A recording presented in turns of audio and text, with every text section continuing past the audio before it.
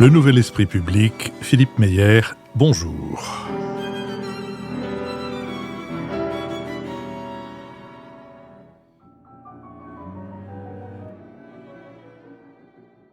Bonjour, merci de nous avoir rejoints pour cette nouvelle émission thématique qui nous donne l'occasion et le plaisir de recevoir Julien Damon. Julien Damon, bonjour. Bonjour. Et quand je dis nous, je veux parler de Lucille Schmitt, vice-présidente de la Fabrique écologique, et de Lionel Zinsou, ancien Premier ministre du Bénin et président de la Fondation Terra Nova. Nous allons nous intéresser aux commodités urbaine et à ce qu'on appelait autrefois les chalets de nécessité. Je ne sais pas si l'expression a encore un sens pour beaucoup de monde, mais peut-être que nous pourrons la développer. Julien Damon, vous êtes sociologue, vous êtes enseignant à Sciences Po et à HEC. Vous venez de publier aux presses de Sciences Po un essai intitulé « Toilettes publiques » où vous réintroduisez et réhabilitez dans le débat public, avec beaucoup de science et beaucoup d'humour, ces lieux auxquels nous consacrons en moyenne, je l'ai appris dans votre ouvrage, 6 mois de notre existence. Alors que les toilettes publiques se raréfient dans les villes et qu'une partie d'entre elles sont devenues payantes, vous défendez l'idée d'un droit aux toilettes qui garantisse à tous l'accès à des commodités gratuites, propres et sûres. Cette question est essentielle pour les sans-abri, mais elle concerne plus largement chacun des usagers de la ville, habitués ou de passage, dans ses mobilités quotidiennes. Pour relever ce défi, vous proposez notamment de rémunérer les bars, cafés, restaurants et fast-food mettant à disposition leurs toilettes gratuitement et de façon indifférenciée, sur le modèle de l'Allemagne ou du Royaume-Uni. Le droit aux toilettes suppose par ailleurs de garantir un accès égal aux commodités pour les hommes et pour les femmes, qui passent en moyenne 1 minute de plus que les hommes. Il implique également de considérer l'offre sanitaire de l'ensemble des espaces collectifs, comme les entreprises ou les écoles, alors qu'un sondage de l'IFOP en date d'avril 2022 indique que 55% des employés jugent les toilettes de leurs entreprises sales et que 45% d'entre eux les trouvent trop peu éloignées du reste des locaux. À l'échelle internationale, le sujet est porté par l'Organisation des Nations Unies, qui a fait de l'accès à l'eau et à l'assainissement un droit de l'homme en 2010. Des progrès notables en matière d'installation sanitaire ont été observés depuis 20 ans, tirés notamment par les plans toilettes de la Chine et de l'Inde. Ainsi, si environ un tiers de l'humanité ne disposait d'aucun assainissement basique en 2015, la proportion est descendue à 1 humain sur 5 en 2020. Ces investissements sont particulièrement rentables car ils diminuent les frais liés aux problèmes de santé, ils limitent les hospitalisations, ils réduisent le nombre de jours non travaillés, ils améliorent les capacités des enfants à l'école et la productivité des travailleurs. Mais d'importantes lacunes persistent dans certaines régions et plombent les perspectives de développement économique et social. À titre d'exemple, plus de la moitié des établissements en Afrique subsaharienne ne disposent d'aucune installation sanitaire. Cette carence pénalise particulièrement les filles et compte parmi les raisons de leur sous-scolarisation persistante. Il ne s'agit pourtant pas seulement d'augmenter l'offre de toilettes publiques, mais aussi de repenser son modèle. Au XXIe siècle, la croissance mondiale des toilettes doit être durable. Le modèle occidental, fondé sur les toilettes à chasse connectées à des réseaux centralisés d'assainissement, est très gourmand en eau. L'ensemble des Français destine à cet usage l'équivalent de 500 000 piscines olympiques chaque année. De nombreux modèles plus écologiques ont été proposés, le plus souvent décentralisés, fondés sur le recyclage des eaux plutôt que sur leur évacuation. Des urinoirs secs, les uritrottoirs, ont même été installés à Paris à l'été 2018, mais l'expérience s'est rapidement soldée par un échec qui montre la force des habitudes en la matière et l'ampleur des travaux à accomplir. Julien Damon, si vous voulez bien, pour lancer notre conversation, j'aimerais, parce que je crois qu'il est particulièrement spectaculaire et qu'il montre aussi l'intérêt de l'ouvrage que vous venez de publier, que vous nous disiez comment les choses se sont passées en Inde et en Chine. Quel a été le constat, quelles ont été les décisions et comment elles ont été ou non suivies des faits. Dans ces 2 cas, ces 2 géants démographiques devenus des géants économiques ont pris des décisions radicales pour atteindre cet objectif de développement durable que vous évoquez dans votre excellente introduction, qui consiste à éliminer la défécation à ciel ouvert. Le mot n'est pas très joli, mais c'est le mot employé par les organisations internationales. Du côté de l'Inde, ceci s'inscrit dans un mouvement plus général, emmené par le Premier ministre Modi, consistant à atteindre une Inde sans bidonville, et donc également sans toilettes. Et vous avez eu des investissements considérables qui ont été faits pour que dans toutes les villes, mais aussi dans tous les villages qui font l'Inde, selon Gandhi, il y ait des toilettes pour tous. Alors, ceci raconté, il y a eu incontestablement beaucoup d'investissements, des progrès dans la matière, des annonces tonitruantes du Premier ministre pour dire qu'il aurait même atteint son objectif de mettre fin à la défécation à ciel ouvert. Ça n'est pas totalement vrai, pas totalement vérifié. En tout état de cause, c'est vrai que ce sont l'Inde et la Chine, je dirais un petit mot de la Chine, les deux pays qui ont permis de voir les statistiques baisser en matière d'indignité pour la population sur la planète, parce que on passe donc, pour reprendre le chiffre que vous avez évoqué, d'un tiers de l'humanité à un cinquième de l'humanité qui est dépourvu d'accès à l'assainissement sécurisé. Pour la Chine, c'est un peu la même chose, c'est-à-dire que c'est le président du Parti communiste chinois, le premier secrétaire du parti, qui a, lui, décidé de, sans employer les termes onusiens en la matière, de développer des toilettes un peu partout dans les villes chinoises. Je dis bien au départ dans les villes, pour des raisons, alors d'abord, on peut le dire en souriant, tout simplement touristiques. C'est parce que vous aviez des touristes qui se plaignaient de l'état absolument lamentable de l'offre publique dans les villes, sans se préoccuper de l'offre privée un peu partout. Alors là aussi, vous avez eu des annonces martiales pour dire qu'ils avaient atteint leurs grands objectifs. Ça semble pas être forcément le cas. La statistique dans le détail produite nationalement dans ces deux contextes peut prêter à 1000 débats. C'est pas forcément de la statistique très démocratique en Chine, en tout cas publiée démocratiquement, vérifiable. Et vous avez eu des annonces du Parti communiste chinois disant qu'ils avaient atteint leurs objectifs en la matière. Tout comme eh bien, il y a 2 ou 3 ans, pour fêter le centenaire du parti, ils ont également tonitrué sur le thème « Nous avons mis fin à l'extrême pauvreté en Chine », ce qui est aussi discutable.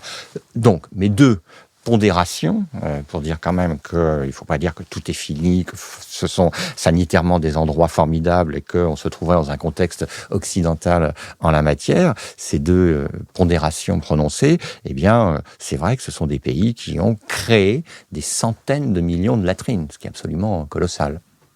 Et avec un niveau d'adhésion de la population, ou est-ce qu'il a fallu... Alors c'est vrai que c'est là-dessus... parce que, pardon, mais la manière de déféquer n'est pas seulement liée aux conditions offertes. Absolument. Au lieu, il y a des traditions, il y a des cultures, absolument. etc. Ouais, alors, la liberté de défecter en la gestion de nos diverses excrétions, d'ailleurs, n'est pas du tout vue de la même manière, n'est pas préoccupante au même titre, selon que l'on se trouve à Tokyo, à New York, à Delhi ou à Shanghai. Voilà, on a fait le tour du monde, mais pour l'illustrer, c'est vrai que l'application de toilettes à l'occidental dans le contexte indien en particulier est extrêmement problématique, parce que, alors, il y a de vieux textes de tradition hindoue qui expliquent qu'il faut excréter à un jet de flèche de chez soi. Ce qui sanitairement n'est pas forcément idiot, au sens où la proximité des excréments est dangereuse. Mais lorsque vous dites il faut des toilettes chez vous, une grande partie de la population rurale, en particulier en Inde, n'en voulait pas. Et donc, il a fallu faire des campagnes de communication, mais c'est pas des campagnes de communication avec des journaux, des distributions de tracts, c'est des campagnes de communication à la télévision avec des officiels, avec des représentants de Bollywood qui expliquaient combien il était sanitairement rusé et quasi chic que d'avoir des toilettes chez soi. Donc, c'est vrai que c'est pas l'application d'un modèle occidental. D'abord, sur la formule dont on vous met des toilettes, vous allez y aller, et ensuite, puisque vous avez évoqué ce thème, c'est un sujet de préoccupation écologique majeur, parce qu'ils ne peuvent pas creuser de gigantesques égouts comme on les a creusés à Londres ou à Paris au 19e siècle, ou à New York aussi, et préoccupés par la gestion de l'eau, ils font des toilettes sèches. qui ne sont pas applicables, elles, immédiatement dans le contexte parisien ou marseillais, mais qui là-bas se déploient de façon plus intelligente, plus adaptée que si on devait employer beaucoup d'eau, en particulier de l'eau potable.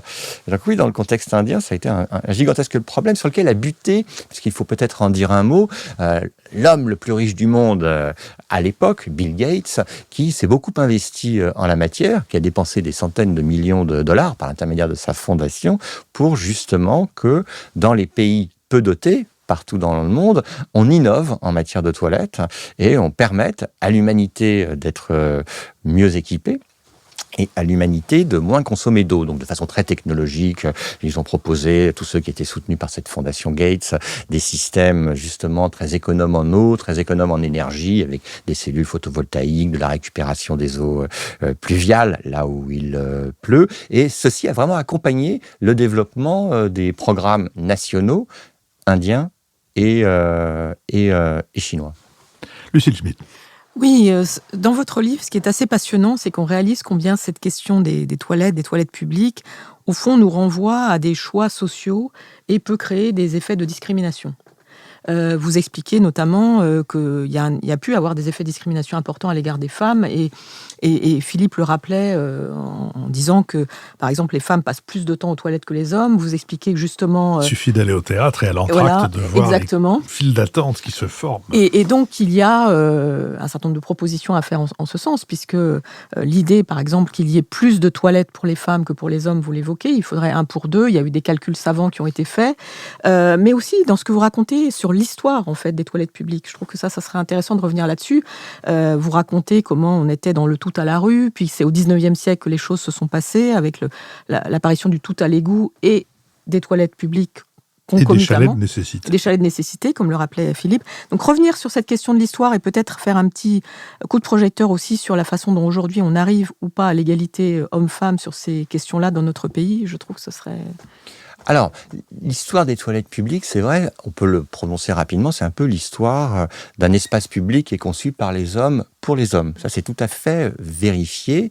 Alors, on peut le voir depuis les ruines de Pompéi, depuis le Moyen-Âge, mais c'est beaucoup plus visible quand, au XVIIIe et au XIXe siècle, on met en place des solutions dans l'espace public pour les hommes. Alors, ça s'est appelé principalement les Vespasiennes, hommage à l'empereur romain. Et puis, pour répondre quand même aux nécessités des dames, on développe ces chalets de nécessité. Les chalets de nécessité sont vraiment à la toute fin du XIXe siècle une offre qui apparaît à Paris où sont proposés simplement des endroits où on peut s'asseoir. Voilà.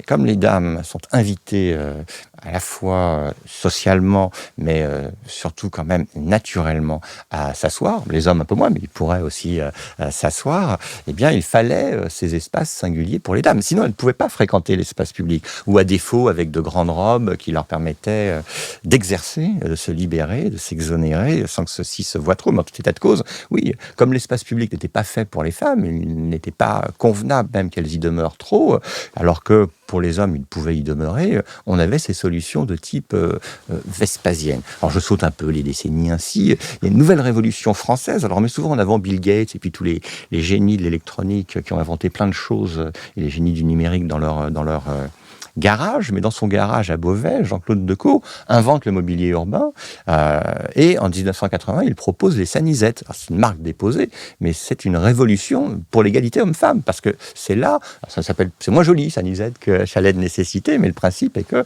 tout le monde peut aller au même endroit. Mais le constat est en fait quelque chose de très quotidien. Je pense partout dans le monde, que ce soit au théâtre, dans les bibliothèques, au cinéma.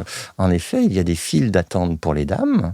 Et les messieurs, un peu goguenards, observent ceci en sourient ou le déplorent. C'est un sujet majeur d'égalité homme-femme, parce que c'est extrêmement visible. Et il est vrai que si on met le même nombre de mètres carrés de services pour les hommes et le même nombre de mètres carrés pour les femmes, puisque les hommes disposent des urinoirs, ça va beaucoup plus vite. Et donc une proposition parmi d'autres serait même d'envisager, le terme est toujours fort, mais une discrimination positive pour les femmes, c'est-à-dire qu'elles disposent davantage de services. Vous avez d'autres options options possibles, qui seraient de permettre aux femmes d'uriner debout. Il y a des solutions techniques. Sont-elles agréables? Sont-elles adaptables? Je ne suis pas forcément le plus apte à juger, mais ça ne se développe pas de toutes les façons, de façon très, très rapide. Autre option, c'est que les toilettes soient totalement mixtes. Là, ça donc diminuerait le temps moyen des femmes pour attendre le temps d'attente de l'accès au service. Ça augmenterait le temps moyen des messieurs. Ça mettrait de côté aussi le débat qui est très contemporain sur les personnes transgenres. Ceci dit, vous avez beaucoup de femmes qui souhaitent ne pas être en contact aujourd'hui avec les messieurs. Une petite partie des messieurs aussi préfèrent rester entre eux. Mais c'est vrai que je pense qu'à moyen long terme, la perspective est celle d'une mixité des toilettes. On pourrait les appeler dégenrées ou universelles ou mixtes pour trouver les mots qui conviendront. Je comprends les réserves des femmes en particulier aujourd'hui, mais j'observe que les toilettes sont mixtes. Alors d'abord, chez soi, c'est une évidence, mais il est bon de le prononcer. Les toilettes sont mixtes dans un train, dans un avion, etc., etc. Donc, c'est plutôt une solution vers laquelle on devrait pouvoir aller.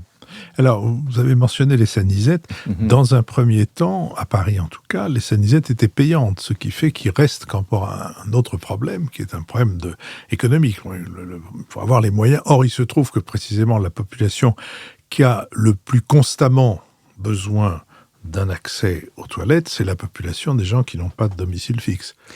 Absolument. D'ailleurs, mon intérêt pour ce sujet un brin singulier qui prête souvent trop à la gaudriole, qui peut être un sujet dont on peut sourire, mais qui est un sujet sérieux, on l'a vu en parlant de sanitaire, mon intérêt est né de la question des sans-abri. J'avais fait ma thèse sur les sans-abri, et si on s'intéresse aux sans-abri au quotidien, une de leurs premières préoccupations, c'est bien de pouvoir satisfaire leurs besoins les plus basiques, les plus naturels. Alors, si on met en place des services payants, comme ils n'ont pas beaucoup de revenus, ils ne vont pas les utiliser. Pas beaucoup de revenus. Si c'est 1 euro le passage, si on passe en moyenne 5 euros dans la journée, vous rapportez vos 5 euros multipliés par 30, 150, c'est pas des mathématiques compliquées, vous divisez par le montant du RSA ou de l'allocation aux adultes handicapés, ou vous divisez par rien si vous n'avez pas de sous, vous voyez bien que c'est un budget qui est conséquent, c'est pas un sujet second. De même, nous tous, si nous n'avons pas notre pièce sur nous, si nous n'avons même pas notre carte bleue, parce qu'il y a des systèmes aujourd'hui où on le peut payer par carte, on est gêné. Donc je pense que c'est pas un coût élevé pour la collectivité que de proposer des toilettes gratuites. Si les sanisettes étaient payantes au tout départ, si pour beaucoup de ces services lavage automatique, puisque c'est ça la révolution Decaux, qui est déployée par Decaux et par d'autres, est payante, elle en exclut quand même... elle exclut pas mal de ses bénéficiaires potentiels. Donc il y a eu un combat dans les années 2000 à Paris, mené par des associations. Une d'entre elles avait un joli nom, c'était la raison du plus faible. C'est un combat gagné, l'association a disparu depuis, qui consistait à demander les toilettes gratuites. Alors, ça n'existe pas, la gratuité en général. Il faut bien que ce soit financé. Et c'est donc un coût qui pèse sur la collectivité. Mais je pense que c'est un coût parfaitement légitime. Même les libéraux les plus durs peuvent comprendre les arguments. Donc oui, je trouve que dans l'espace public, qu'il y ait une offre gratuite est une question de basique dignité humaine. Cette offre gratuite doit en plus être une offre saine. Je veux dire, vous avez parlé de toilettes nettoyées après l'usage. Un sujet clé, que ce soit pour l'Inde, pour la France et partout dans le monde, là ça dépend de la façon dont les usages de ces services sont conçus. C'est pas seulement donc qu'il y ait des services, c'est que ces services soient maintenus, entretenus. C'est ça d'ailleurs le coût le plus élevé. Vous pourrez avoir les plus belles toilettes du monde, si les messieurs et les dames s'y comportent mal, eh bien les messieurs et dames qui suivent ne vont pas les utiliser. C'est aussi simple que cela à amener. Donc le coût le plus important, c'est celui de l'entretien, en effet. S'il y a coût, qui est différent selon les villes et selon les pays, c'est parce qu'on n'a pas tous les mêmes habitudes. Alors, ce que l'on met souvent en avant, c'est le cas japonais ou le cas de la Corée du Sud, où là, ils ont une sorte de fascination pour le corps humain et puis ses excrétions. Et ils estiment que le raffinement ultime, c'est la qualité des toilettes. Pour pénétrer dans les toilette privée chez quelqu'un, il faut mettre des chaussons particuliers au Japon. Hein. Donc les toilettes publiques japonaises sont souvent présentées comme le nec plus ultra en la matière. C'est exact. Et si elles sont si propres, les toilettes publiques, c'est pas seulement parce que vous avez de la technologie incroyable en la matière, c'est aussi parce que les gens s'y comportent bien. Hein. Et un des sujets quand même pour les exploitants de ce type de service, c'est le coût de gestion, certes, pour l'entretien, et c'est aussi de dire que l'essentiel, c'est de bien s'y comporter. Et le premier à y passer est celui qui doit les utiliser le plus proprement possible, et ceci, pour nous tous, les uns à la suite des autres. Lionel Zinsou. Alors merci, je trouve que c'est un travail d'historien, un travail de sociologue, évidemment, et même un travail d'économiste, parce que vous montrez que les externalités associées au progrès de l'assainissement en général, et notamment dans ce domaine, sont très très très importantes sur les dépenses de santé publique, sur les dépenses d'éducation, sur la valeur des heures ouvrées que l'on peut récupérer. Et moi, je pense que ce serait un bien commun que d'envoyer votre ouvrage à tous les dirigeants des pays dans lesquels, et qui forment quand même un très grand nombre de pays, et pas loin de 2 milliards d'habitants, qui pourraient en faire une cause nationale.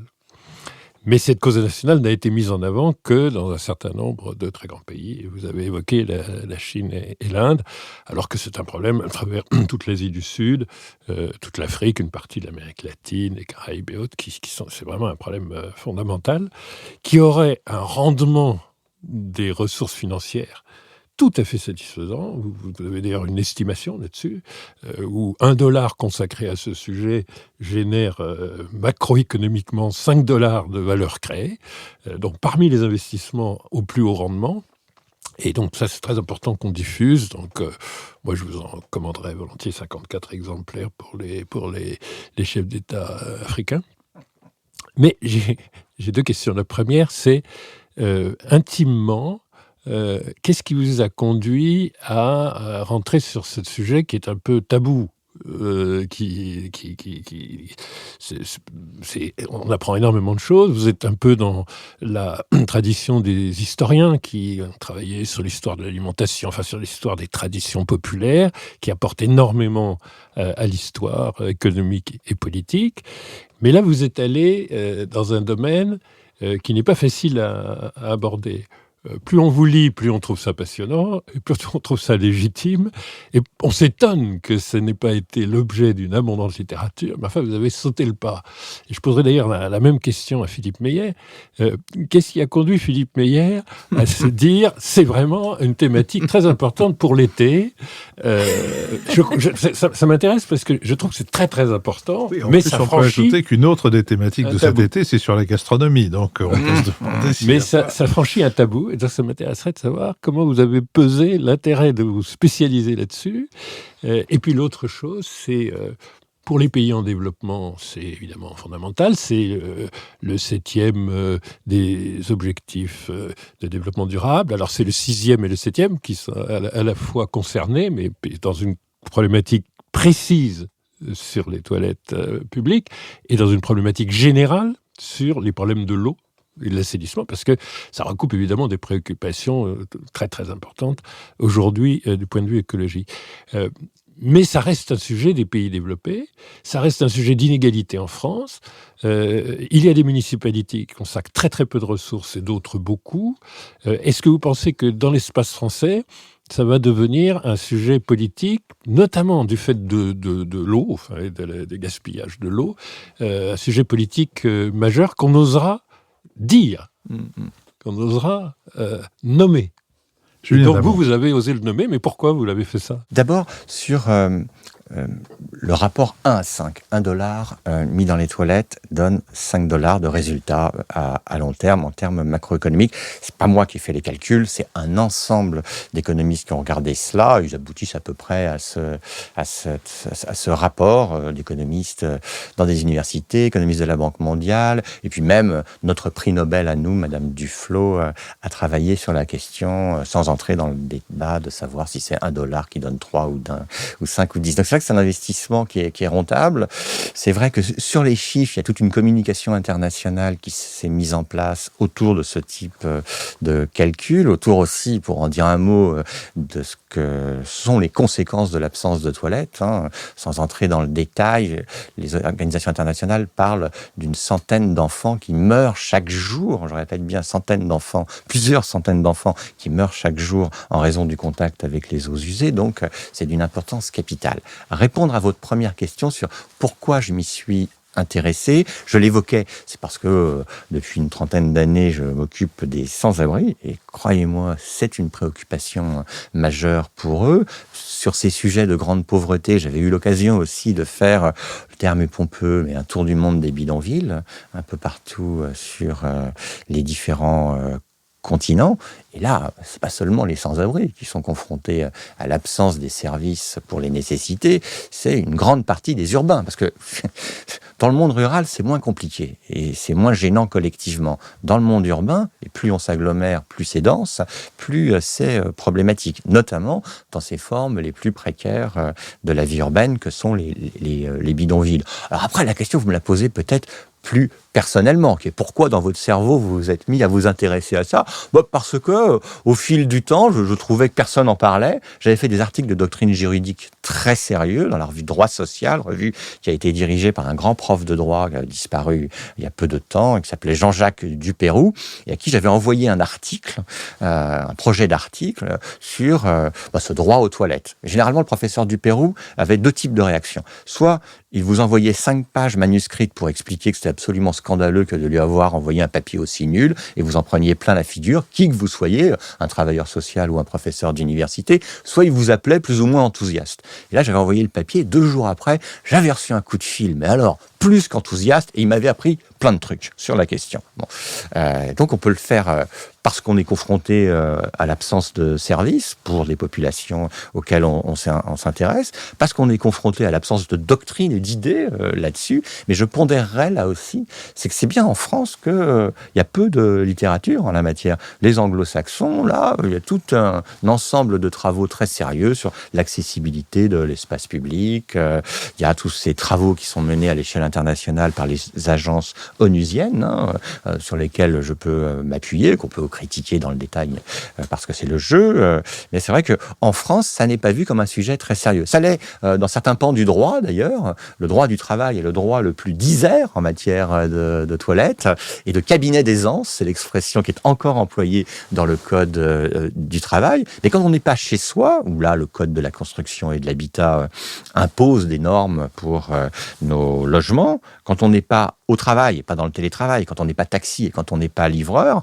on est quasi livré à nous-mêmes. Et votre deuxième question, c'est est-ce que je pense que dans le contexte français, un tel sujet peut prendre politiquement? Eh bien, j'en doute un peu, et sans être un pécressien, je ne sais pas si c'est l'expression qui s'emploie, j'ai trouvé que Valérie Pécresse, avant d'être candidate à l'élection présidentielle, avait fait une toute petite vidéo et disait « Je veux des toilettes dans le métro ».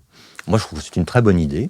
Mais alors, qu'est-ce qu'elle a pris pendant la campagne présidentielle, en tout cas sur les réseaux sociaux, pour dire « Ah, c'est un sujet de bonne femme, c'est nul, c'est ridicule, etc. etc. » Non, pas du tout. C'est un sujet homme-femme et c'est un sujet premier. Mais je ne vois pas beaucoup de responsables politiques faire comme M. Modi ou comme le secrétaire général du Parti communiste chinois des conférences entières sur ces questions. Parce que les problèmes sont naturellement pas du tout du même ordre de grandeur, mais sont tout de même des problèmes extrêmement préoccupants. Et pour la France, j'ai un point d'optimisme, on peut en trouver d'autres, c'est le vieillissement. Puisque nous vieillissons tous, nous avons de plus en plus besoin, notamment nous, les hommes, de services dans l'espace public. Sinon, il sera bien moins agréable à fréquenter et nous le fréquenterons moins. Ça, je pense que c'est un argument dont on a pu voir l'efficacité dans des tas d'autres domaines, et où l'arrivée sur le marché d'un très grand nombre de seniors a fait que, par exemple, dans le domaine de l'audition, je suis frappé de voir, promène beaucoup dans Paris, je suis frappé de voir le nombre de boutiques qui sont transformées en boutiques d'appareils auditifs de toutes sortes. Et c'est évidemment parce que nous sommes de plus en plus vieux et de moins en moins bien entendants, pour ne pas dire de plus en plus sourds. J'avais proposé la même question à M. Philippe Meyer sur une thématique. Mais il ne l'a pas entendu, c'est pour ça. Non, mais j'ai une expérience qui n'est pas tout à fait la même, mais qui n'est pas non plus très différente. Je veux dire, je connais assez bien le monde des clubs de prévention de la délinquance juvénile et donc de gens qui vivent dehors. Et qui, vivant dehors, se trouvent dans la situation d'aller répondre aux appels de la nature dans un coin de square et d'y laisser une marque qui est à la fois malodorante et mal hygiénique. Donc j'ai gardé ça présente à l'esprit. Et puis en même temps, quand j'ai vu l'annonce du livre de Julien Damon, je me suis dit, tiens, j'étais assez sûr, ayant déjà eu l'occasion de lire du Julien Damon, non seulement de la solidité de la chose, mais du ton. Je me dis, ça ne sera ni sur un ton de sociologue, ni sur un ton technocratique. Et c'est tout à fait le cas, me semble-t-il.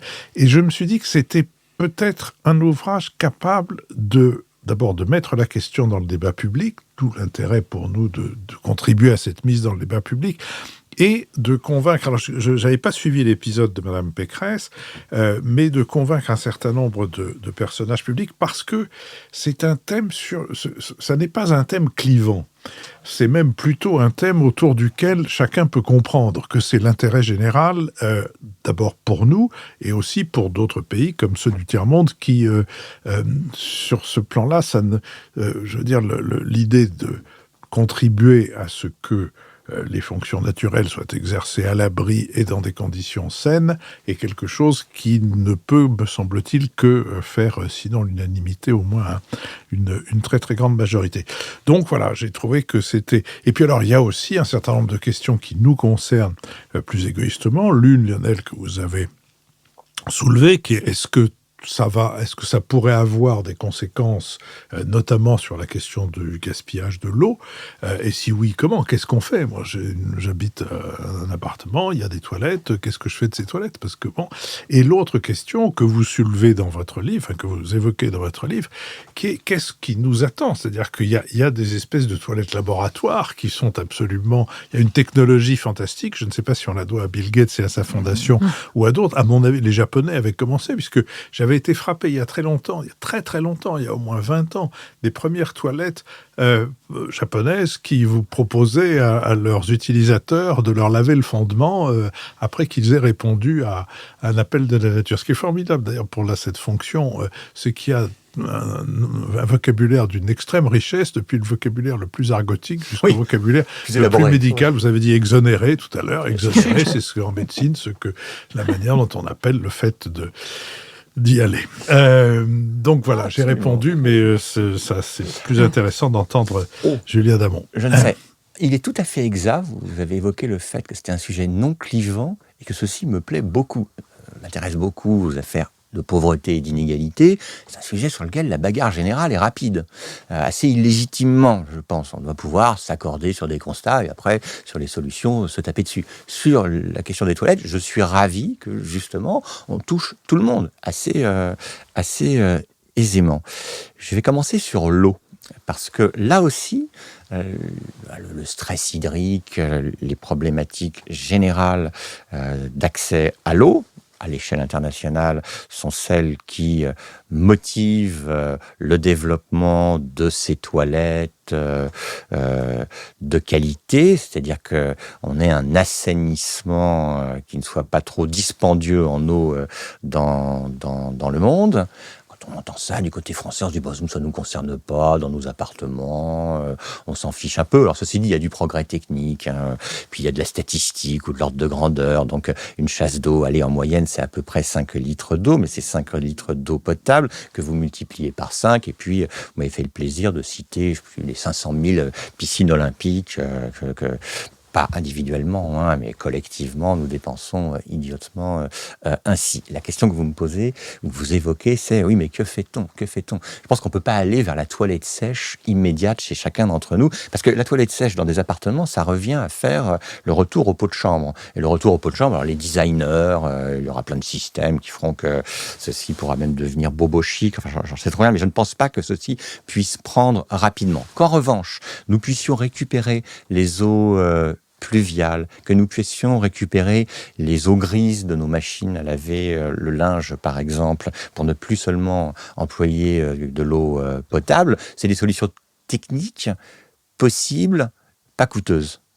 Même réalisable là où on penserait que nos canalisations et nos habitudes empêcheraient toute innovation. Donc c'est possible. Vous évoquez aussi le côté haute technologie de ces affaires. Alors, je suis allé une seule fois de ma vie, je ne retournerai pas forcément parce que je ne trouve pas ça très marrant, mais bon, au Consumer Electronic Show de Las Vegas, qui est une sorte de salon de l'automobile du numérique à Las Vegas. On va voir des drones faire la course, des ordinateurs se battre aux échecs, des Tesla volantes, etc., etc. Mais ce qui est assez intéressant, c'est que vous avez des allées entières consacrées à ces smart toilets.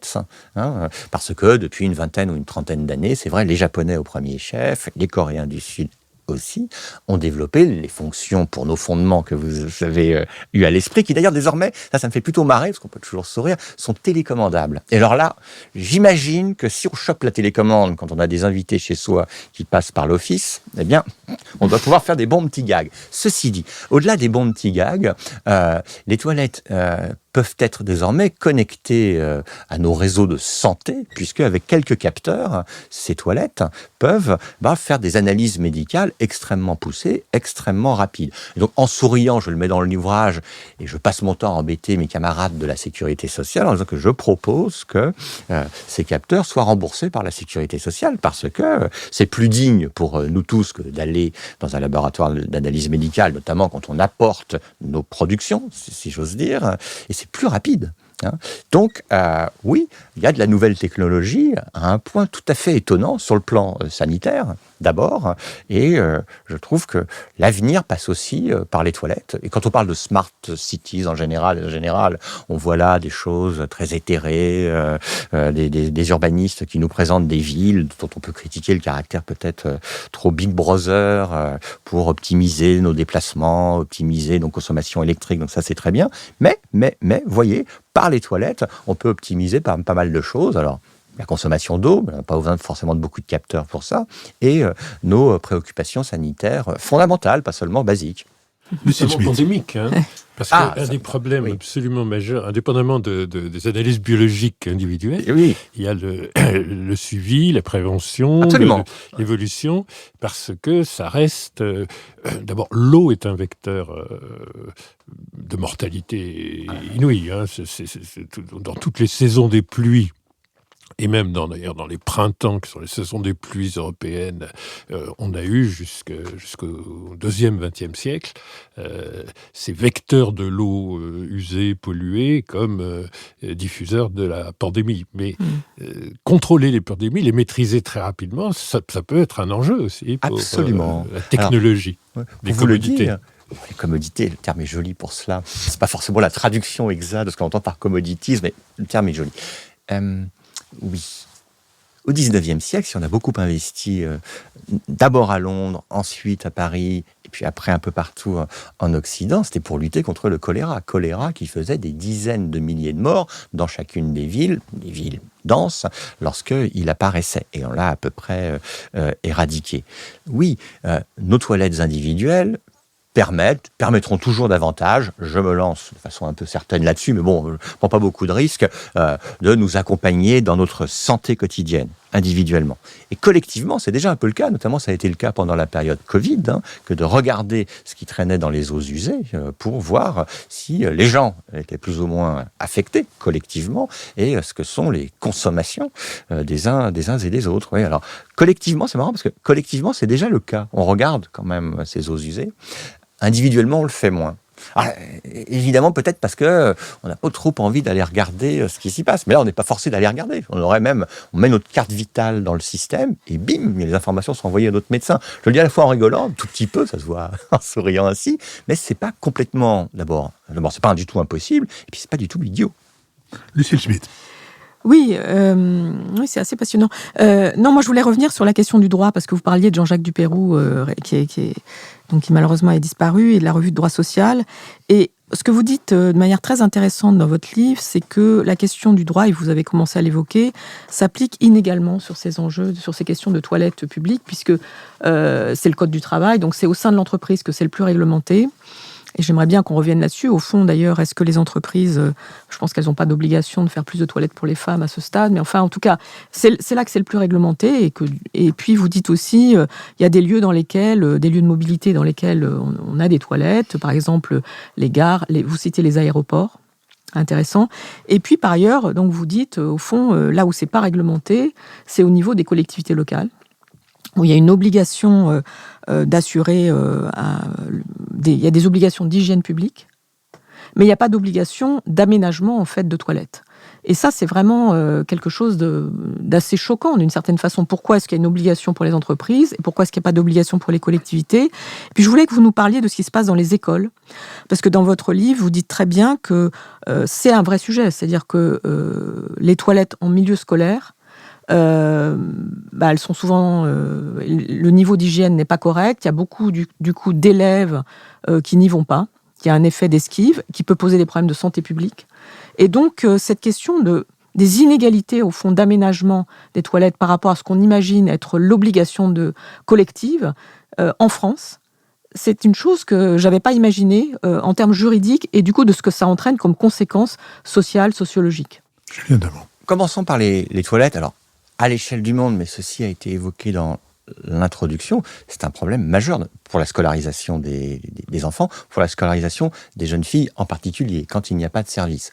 Revenons dans notre pays pour observer que des enquêtes de l'éducation nationale elle-même, comme des enquêtes d'experts de l'éducation nationale, de journaux spécialisés dans le monde des écoliers, des collégiens et des lycéens, rapportent que la situation, et puis nos proches rapportent que la situation est... Comment la qualifier sans trop exagérer et sans trop la minorer, c'est scandaleuse en termes de qualité des services qui, une nouvelle fois, peuvent être très présents et répondre aux obligations de proposition, mais qui sont entretenues de façon très insuffisante. Et très insuffisante, ça veut dire que des enfants vont se retenir, des enfants vont être gênés pendant leur période de scolarité, des jeunes filles, en particulier pendant leur première période, elles, menstruelle, vont être très, très gênées, vont être moquées, et tout ceci est vu comme un sujet qui n'est pas fondamental. Voilà. Je pense que c'est un sujet absolument fondamental à traiter, qui n'est pas extrêmement compliqué et coûteux, je le répète, à régler du côté de l'éducation nationale à la française, qu'il est plus dans beaucoup d'autres pays, parce que les bâtiments n'existent peut-être même pas. Là, il y a des obligations de proposer ces lieux, ces commodités. Il faut pouvoir les entretenir de façon importante. Une solution que je n'ai pas évoquée dans l'ouvrage, mais qui pourrait même venir à l'esprit, c'est que les enfants contribuent même à laver ces endroits. C'est le cas dans les écoles japonaises. Les écoles japonaises mobilisent les écoliers pour l'entretien globalement des locaux dont ceci. Plus généralement, ma réflexion sur ces affaires d'inégalité et qui se recoupent dans la manière dont le droit est organisé, c'est que si on a limité la présence des toilettes publiques dans l'espace public, notamment dans le second XXe siècle, c'est parce que globalement nous avons été de plus en plus équipés dans l'espace privé. Alors, une statistique simple, c'est que juste après-guerre, en France, vous aviez seulement 20% des logements qui avaient des toilettes privatives. Aujourd'hui, c'est 99,95%. Là encore, on peut se bagarrer sur le 0,05% ou 0,1%, mais globalement, nous sommes équipés chez nous. Et on a pensé qu'il était plus nécessaire d'avoir des équipements dans l'espace public. Donc, au travail, figé, au bureau, à l'usine ou même dans les chantiers, le Code du travail organise cela. Chez nous, le Code de l'habitat et de la construction l'organise. Entre les deux, et ce alors que nous sommes de plus en plus mobiles, les femmes en particulier, puisqu'elles ont accès à l'espace public, ça se fait, parce que nous avons des professions mobiles de plus en plus nombreuses elles aussi, des taxis aux livreurs en passant par les VTC, parce que nous avons des passants et des touristes eux aussi de plus nombreux, eh ben nous avons des besoins grandissants dans l'espace public, ajoutons à cela notre vieillissement. Et du côté alors du droit, des responsabilités des collectivités territoriales, il n'y a aucune obligation que de fournir une offre. Si une offre est fournie, il faut qu'elle réponde à des conditions basiques d'hygiène. Mais c'est plus large que ça. C'est parce que c'est du côté des établissements qui reçoivent du public. Alors les juristes appellent ça les ERP, ça fait plus chic, mais un ERP, c'est un centre commercial ou une gare. Là aussi, ça peut paraître tout à fait étonnant. Pour les salariés qui exercent dans cette gare et ce centre commercial, le droit du travail impose une offre, mais pas du tout pour les clients et passants que nous sommes. Ça paraît très étrange, même dans les grands centres commerciaux. Alors que c'est une demande qui est faite par les clients, et une demande pressante, n'est-ce pas ? Dans les gares, c'est un de mes combats. Moi, je vais comme ça à m'occuper des sans-abri dans les gares il y a une trentaine d'années. Je travaillais à la SNCF pour cela. Et je plaide pour que les services dans les gares soient gratuits. Alors ça, c'est un grand débat au sein de la SNCF. Enfin, c'est pas leur débat fondamental immédiat, je le pense, mais sur ces affaires, je trouve que la SNCF, peut-être en négociant avec les collectivités territoriales des soutiens financiers, c'est pas un sujet majeur d'investissement, devrait pouvoir fournir des toilettes de qualité. Oui, pour illustrer ce que vous venez de dire, quand je travaillais comme sociologue dans un centre de santé mentale et de lutte contre l'alcoolisme du 13e arrondissement, celui qui a innové en créant la psychiatrie de secteur, et on m'avait demandé une étude sur l'habitat, enfin sur la situation de la population qui dépendait juridiquement de ce centre. Et il y avait plus des 2/3 des appartements qui n'avaient qu'un point d'eau et qui n'avaient que des toilettes sur le palier, donc d'usage commun. En même temps, je crois qu'on peut voir qu'en accédant au logement équipé, il y a eu à un moment donné, on voyait se multiplier les magasins d'équipement de salle de bain. Il y en a eu énormément et c'était au fond un signe de réussite sociale. Est-ce qu'il en est de même dans les pays dans lesquels les toilettes posent un problème plus grave qu'en France? Et puis, question annexe, mais combien de gens savent ce qu'est le 19 novembre? Je ferai la question annexe après, alors, en me tournant vers les deux chroniqueurs pour voir s'ils ont bien lu le livre. Et leur demandant ce que c'est que ce 19 novembre. Et là, ils paniquent s'ils ne le savent pas. En fait, ils sont très sérieux, ils le savent. Mais donc, sérieusement, je pense que l'accès aux toilettes, c'est, oui, on peut le dire ainsi sympathiquement, l'accès aux classes moyennes. Voilà. L'accès aux classes moyennes urbaines, c'est ce qui s'est passé en France. Pas uniquement du côté classe moyenne avec un pavillon et 2 véhicules. Les toilettes dans les logements, c'est aussi un combat du mouvement HLM. Le logement social a permis l'accès aux commodités de base à une grande partie de la population. Ceci dit... Alors, il faut dire que dans beaucoup de cités qui ont été construites sous l'impulsion avec le financement des philanthropes. Je pense à une cité que j'avais étudiée pas mal, qui est dans le 12e arrondissement, rue de Prague, la Fondation Rothschild. Ouais. Les logements étaient formidables au point de vue de la circulation de l'air, de la lumière, etc., mais il n'y avait pas de toilettes dans les appartements.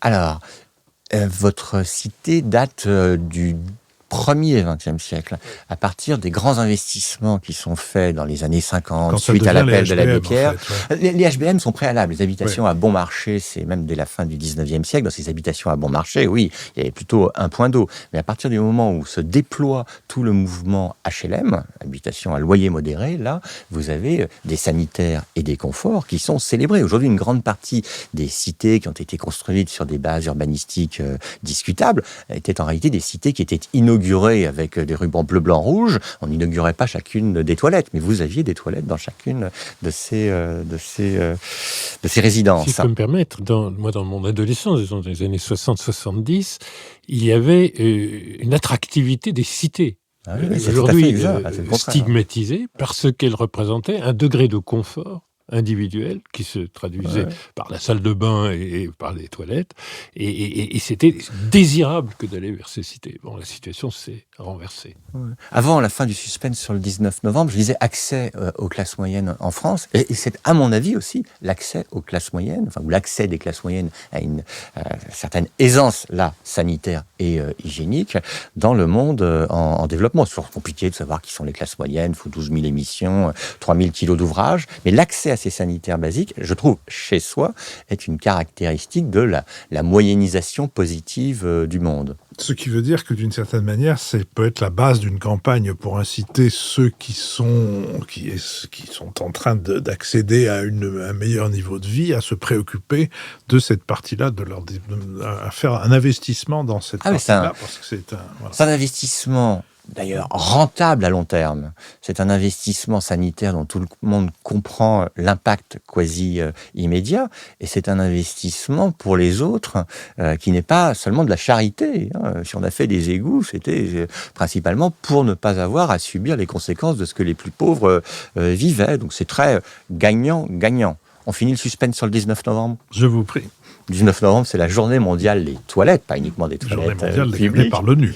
Alors, ça a été mis en place par un personnage assez savoureux, comme on peut en trouver sur ce type de dossier, qui a inventé la World Toilet Organization. Donc, ça fait WTO, et c'est exactement la même chose que la World Trade Organization. Et alors, ce qui est assez rigolo, c'est que c'est un monsieur haut en couleur, et il a fait du lobbying pour que l'ONU, en effet, déclare une journée mondiale des toilettes. On peut, là aussi, s'engosser, puis dire, de toute façon, chaque jour sur le calendrier, il y a 3 journées de l'ONU, etc., etc. C'est pas exactement le cas, mais enfin, c'est vrai qu'il y a des journées sur tous les thèmes. Mais je pense que, quel que soit le thème, en tout cas en l'espèce sur les toilettes publiques, c'est pas du tout idiot qu'à un moment, il y ait de la communication, de l'expertise. Le secrétaire général de l'ONU, plusieurs fois, a fait, pas des discours fondamentaux, je veux bien le concevoir sur la question, mais des tweets, des communications pour expliquer qu'il était capital que d'investir dans ce sujet qui, dans d'autres contextes français, paraît second, mais à l'échelle de l'humanité est un sujet premier. Donc le 19 novembre, mobilisez-vous. Lionel Zinsou. Oui, bien sûr, on parle en milliards de gens. Ah oui.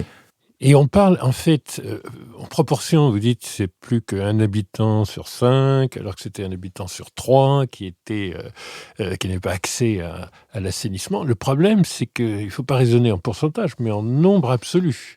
Et la croissance démographique dans les pays du tiers-monde fait que il y a de moins en moins en pourcentage de gens qui sont affectés par tous les aspects négatifs privés de ces commodités. Simplement, ils sont de plus en plus nombreux, exprimés en centaines de millions. Et ça, c'est quand même très important. Et donc, la journée 19 novembre, elle peut n'avoir qu'un écho marginal dans un pays où 99,9% des foyers sont équipés, mais elle n'a pas un écho marginal, et elle permet notamment, c'est un levier pour les ONG, parce que c'est quand même essentiellement les ONG qui sont actives dans les pays du tiers-monde, où les fondations, la Fondation Gates est effectivement une catégorie d'organisation non gouvernementale, et c'est difficile de mobiliser les dirigeants. Alors vous avez franchi la barrière de la bienséance, donc vous trouvez que c'est un sujet qui est tout à fait séant. Et donc, absolument. Un sujet d'élégance même. Voilà. Oui, bien traduit par l'expression cabinet d'aisance dans le droit du travail. Bon. Oui. Mais il y a beaucoup de pays où ça reste encore un tabou, ou une ignorance en fait des dirigeants qui vivent dans l'univers des 3%, 5% qui ne connaissent pas ce sujet, parce qu'il y a quand même toute une partie du tiers-monde. Et là, on peut parler de tiers-monde parce que c'est le tiers de l'humanité, quoi. Hein. Et il y a beaucoup de gens qui vivent en fait extraterritorialement chez eux, avec toutes les commodités des classes moyennes supérieures. Donc c'est vraiment très urgent dans ces pays, et c'est bien de les aider. C'est pour ça que je voulais en distribuer 54 exemplaires. Je vous remercie, et les presses de Sciences Po aussi, bien sûr. Oui, je suis dans cette de Sciences Po, voilà. Ça. Vous pourrez demander un prix, alors. Donc ça me paraît très important que ça soit pas tabou, mais le contraire, en fait, dans l'espace politique public. Bon. Mais ça reste un sujet en France.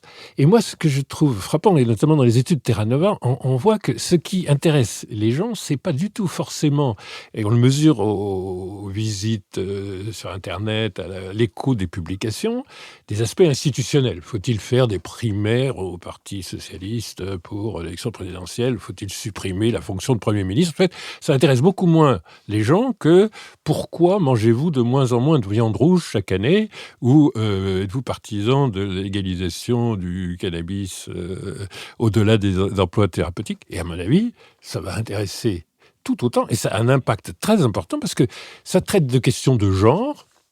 Bon, moi je trouve que vous ne défendez pas assez l'idée de faire 3 sortes de toilettes pour les non-binaires, parce que vous avez l'air de vous rallier à l'idée de l'uniformisation, de l'universalité. Vous avez des combats qui sont avec la SNCF. Moi, ça me sidère chaque fois que je vais dans une gare, que ce soit payant. Ah oui. Et ça me sidère également dans le métro. Je pense que c'est une des intuitions les meilleures de la campagne présidentielle de Mme Valérie Pécresse. Moi, je la respecte beaucoup pour ça. D'autant plus que dans les aéroports, pour le coup, gratuit, c'est absolument... Et on ne voit pas que ça déséquilibre.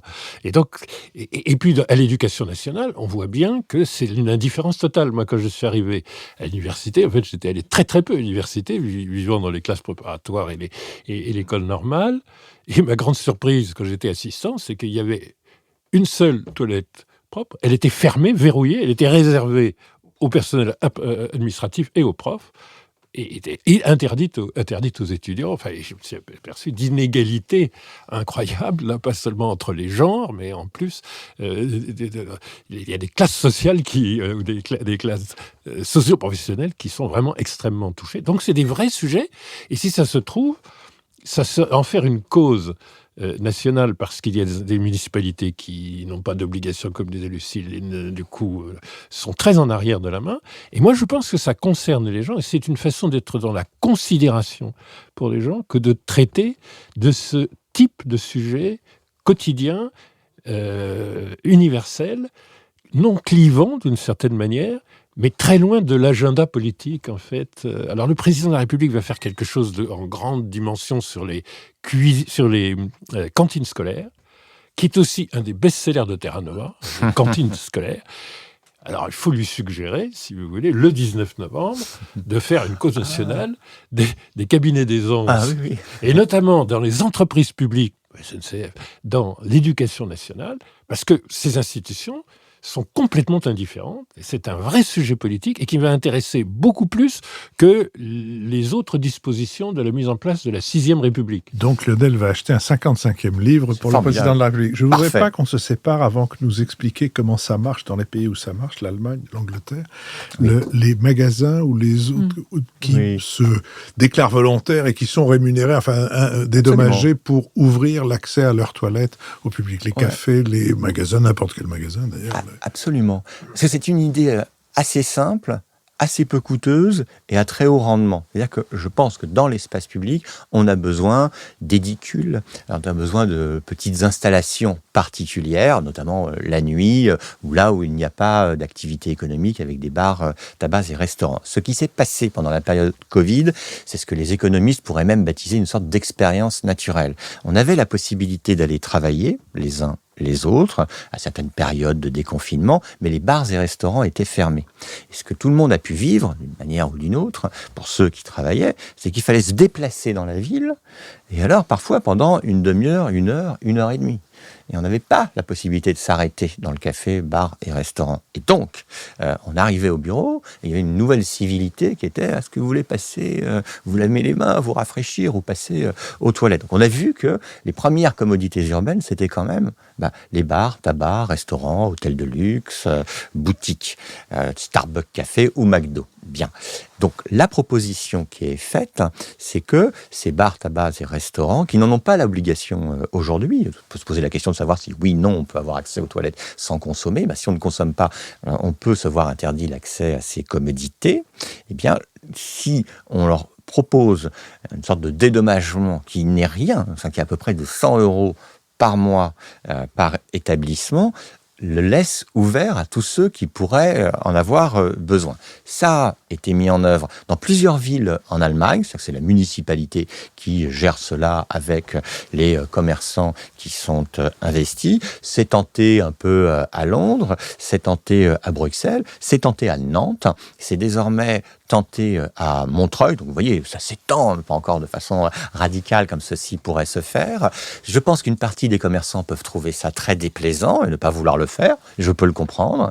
Je pense que aussi une partie des commerçants peuvent imaginer qu'ils auraient tous les problèmes du monde qui viendraient chez eux. Mais de fait, ils pourraient tout à fait légitimement dire à quelqu'un « Non, monsieur ou madame, vous êtes dans un tel état que c'est pas possible ». Tout comme dans un bar, il est interdit de servir de l'alcool à quelqu'un qui est manifestement éméché. Donc, c'est pas une solution très compliquée à mettre en œuvre que de soutenir financièrement un tout petit peu les bars et restaurants, les bistrots de quartier qui méritent notre soutien et notre salut, et nous les aimons en France, pour ouvrir plus largement ce qui est une offre de commodités urbaines qui est déjà très très utilisée. Il va y avoir la queue au crayon.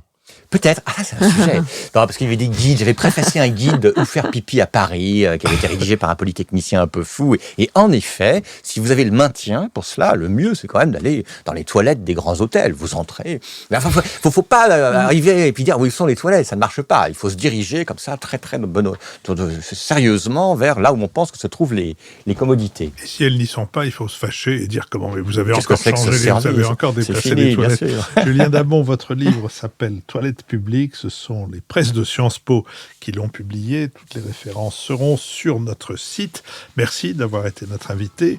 Merci à Étienne Billon, avec qui cette émission a été préparée. Merci à Benoît Carré qui va rédiger le compendium de notre conversation, à Nicolas Tourneau qui veille à notre site, tandis qu'Olivier Magloire veille aux questions de financement auxquelles tout le monde peut et même est invité à contribuer, à Mathéo Gillet qui a enregistré cette conversation pour le studio L'Arrière-Boutique, tandis que c'est Nouvelles Écoutes et Julien Leville qui produisent cette émission. Je vous donne rendez-vous mercredi pour un nouveau Bada et dimanche prochain pour une nouvelle émission thématique. Merci et à la semaine prochaine.